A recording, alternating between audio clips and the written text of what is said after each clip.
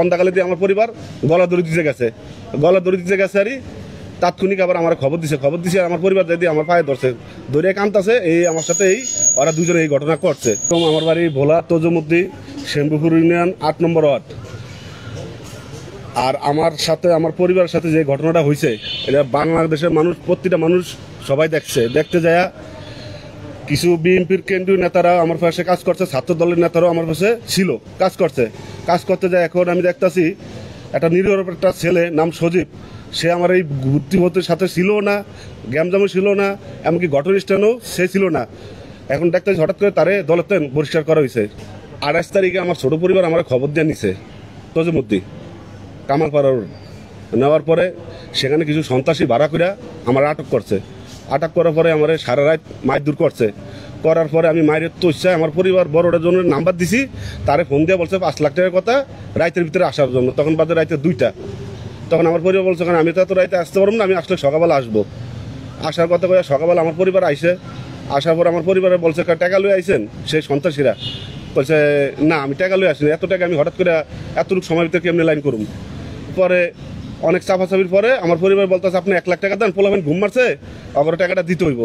তখন আমার পরিবার বলছে না 1 লাখ টাকা আমি দিতে পারবো না এই মুহূর্তে, আমার সময় দিতে হইব। সময়ের কথা বললা পরে আবার বলছে 20,000 টাকা।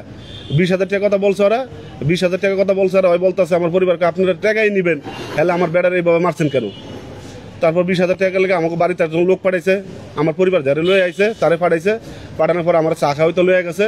চা খাওয়াইতে নেওয়ানোর পরে আমার পরিবারের লগে এই ঘটনাটা ঘটাইতে যায়। পরে আমি আসার পরে আমার আরেকজনের নেতার মাধ্যমে আমার বাড়িতে পাঠিয়ে দেওয়ার পরে আমি বাড়িতে চলে আসার পরে সন্ধ্যাকালে দিয়ে আমার পরিবার গলা দড়ি দিতে গেছে আর তাৎক্ষণিক আবার আমার খবর দিছে আমার পরিবার যদি আমার পায়ে ধরছে ধরে কান্তাছে এই আমার সাথে এই ওরা দুজনে এই ঘটনা করছে। পরে আমি তাৎক্ষণিক 399 ফোন দিয়া আমি আইনের সাহায্য লইতে যায়।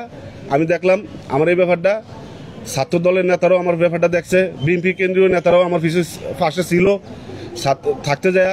আমি যেমন আমি মামলা দিছি অলরেডি 5 জন আসামি ধরা হয়েছে। তারপর আমি তার বাপ মাদ্দারে গেছি, বাপ মাদ্দারে যাইতে যায় সন্ত্রাসী সজীব ঢাকায় পড়ছে। আমি কিছু না আপনার ছেলের নামে তো আমি কোনো মামলা দিই নাই, আর আপনার ছেলের নামে তো আমি কোনো অভিযোগ করি নাই, আর সে তো ঘটনাস্থানে ছিল না, তাইলে তার নামে কেন গুজরাট উড়াইব?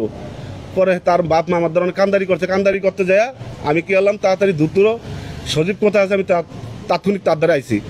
বলতেছি ভাই তুমি টেনশন করো না, আমি তোমার মামলা দিনে তুমি ঘটনাস্থানে ছিল না, তুমি কেন বাড়িতে পলাইছো? তারপর আমি আবার সন্ত্রাসী তারে ছাত্র দলের বহিষ্কার করা হয়েছে। আমি খালি একটা বলতে চাই, ছাত্র দলেরও আমার পাশে ছিল, বিএনপির কেন্দ্রীয় নেতারাও আমার পিছিয়ে ছিল। আরেকটা কথা, আমার এই বিচারটা সুস্থ বিচারটা যেভাবে হোক আইনের আতলে যারা ধরছে 5 জন আসামি ধরছে যে দ্রুত এই বিচারটা কার্যকর করা হয়। বাংলার মাটিতে যে এরকম বিচার হোক, বাংলার মাটিতে যার কোনো এরকম মা বোনের ইজ্জত লইয়া যে না খেলা হয়,